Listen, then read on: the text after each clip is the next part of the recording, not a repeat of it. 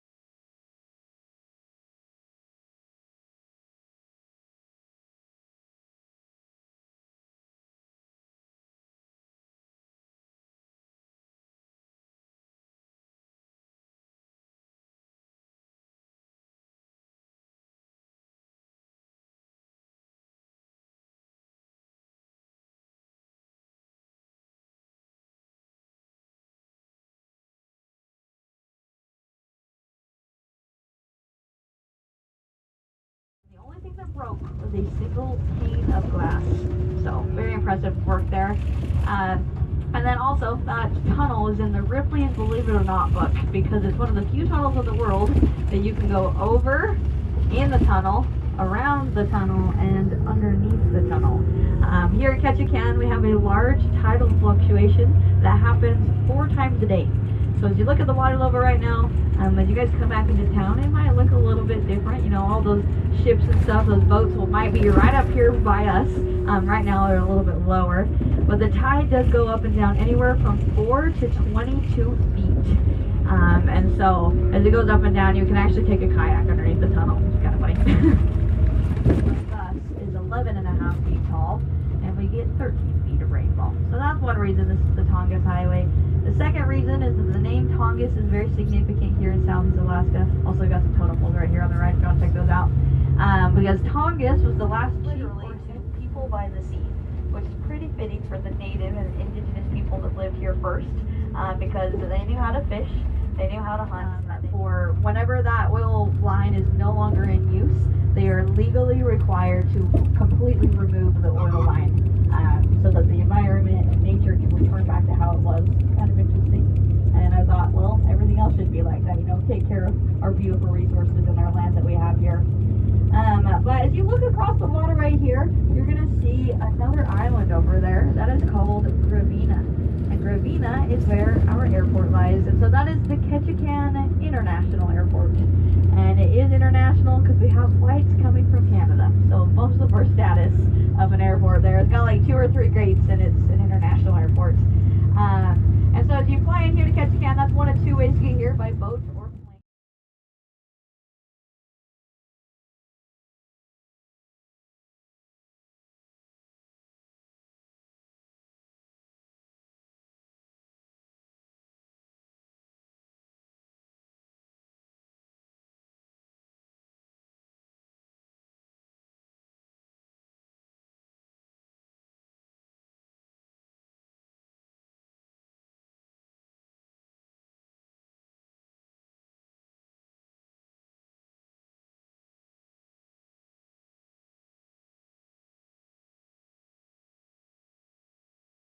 We'll pull forward here and see if I can't show you the nest itself.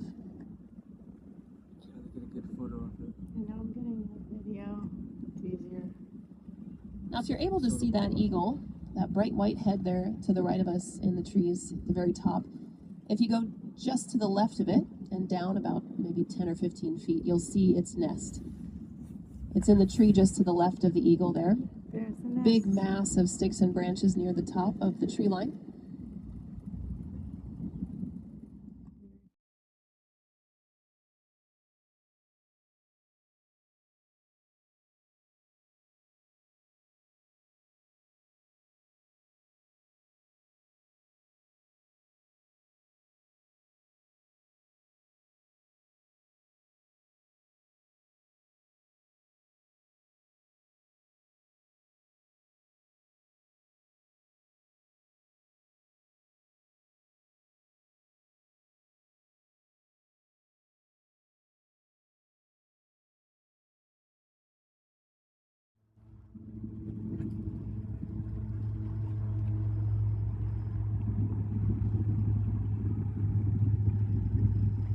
Ahead and to the right of our vessel is a small spit of land that was used in centuries past as an Alaska Native fish camp.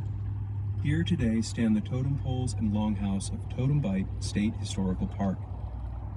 Take a moment to observe these colorful totem poles against the backdrop of this island's rising altitudes and thick green forest. Then be sure to make use of the onboard binoculars to take in some of their finer details. You may spot representations of eagles, ravens, beavers, bears, and wolves. You may find faces within faces, or eyes upon wings, or fish in human-like hands. For the indigenous people of this region, whose languages were historically unwritten, totem poles told stories and served other purposes as well. Whereas one totem pole might relate a clan or family's history, a mortuary pole could serve as a memorial to a fallen loved one and was sometimes used to inter their remains. Other poles account for the origin of world phenomena.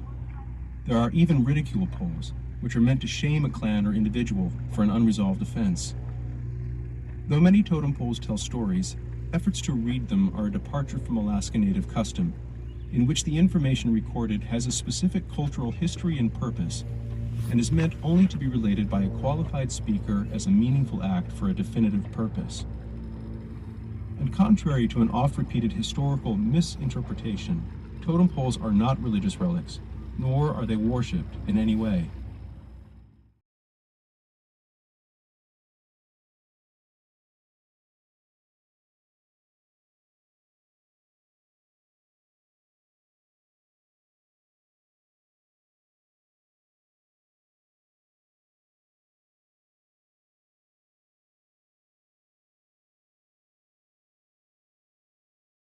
As the backdrop. Our crew would be happy to help with that. You can just hand Bo or Jared your camera. They're happy to take a photo for you. They'll be on the outer decks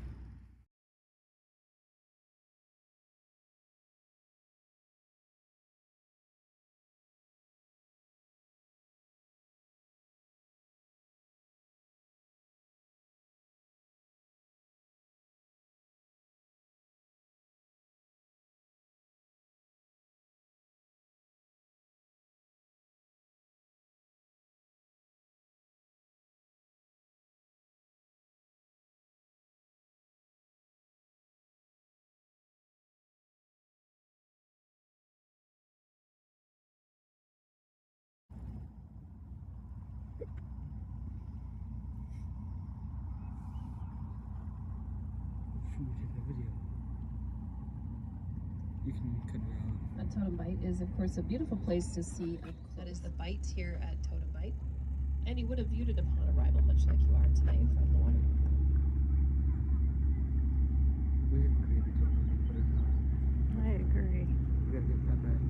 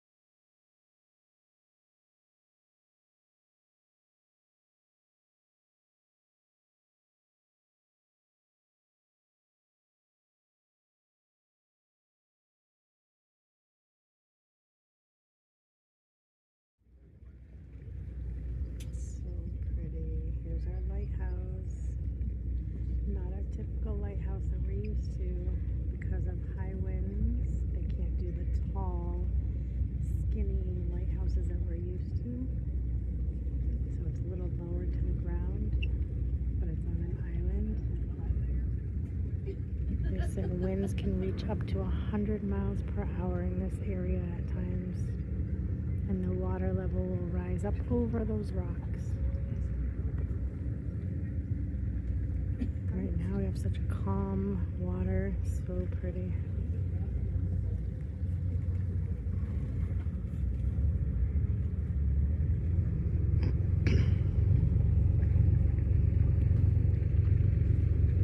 The keeper of the lighthouse used to have 2 deer as pets.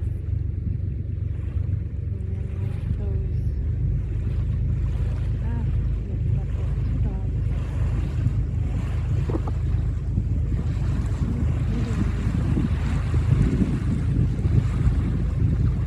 No bear sightings yet, but we did see eagles.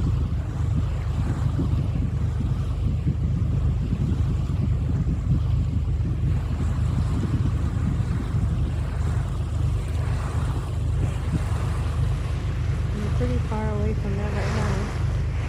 Thankfully for Zoom, we can see it up close. We haven't spotted any whales yet, though.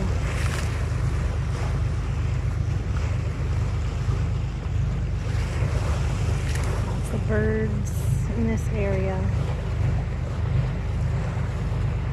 On this totem pole and lighthouse excursion.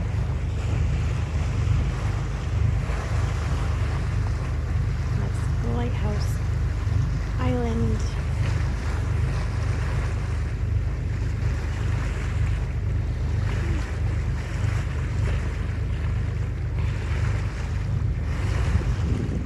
See some snow-capped mountains out there in the distance. This is in Ketchikan. Tomorrow is Juneau. Juneau will be up close to the Mendenhall Glacier. There's the pretty lighthouse from the side.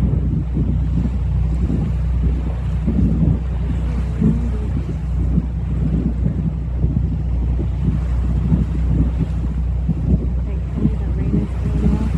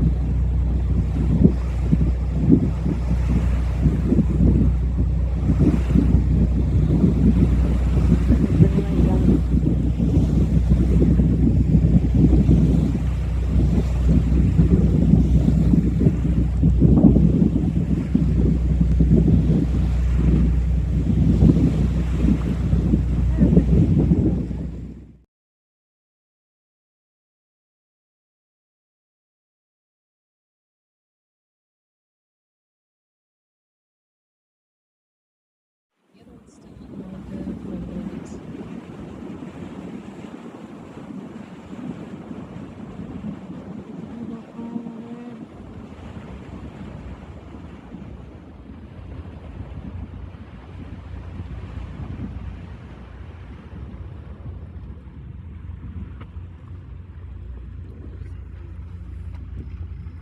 Right there. A beautiful view of this eagle here to the right of us, about 2 o'clock on the marker. See him? On the red and white, next to the red and white sign. See him? Yeah.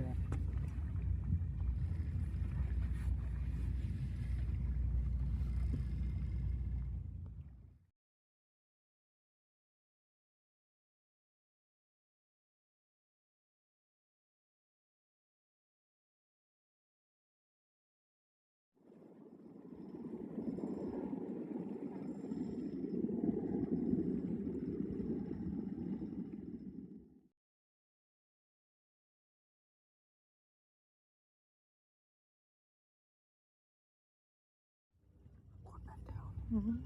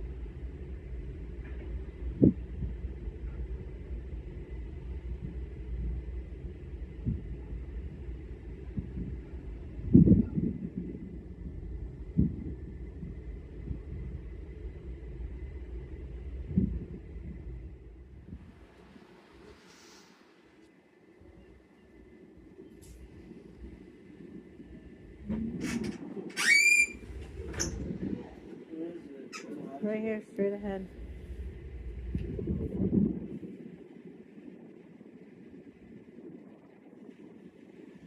You see it, Logan?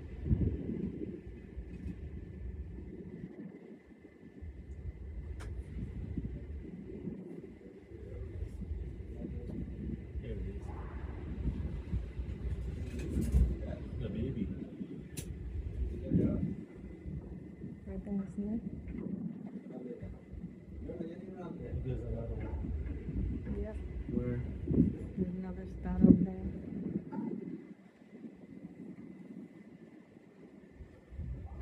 Cold. Huh? Go ahead. Where the pool shoes?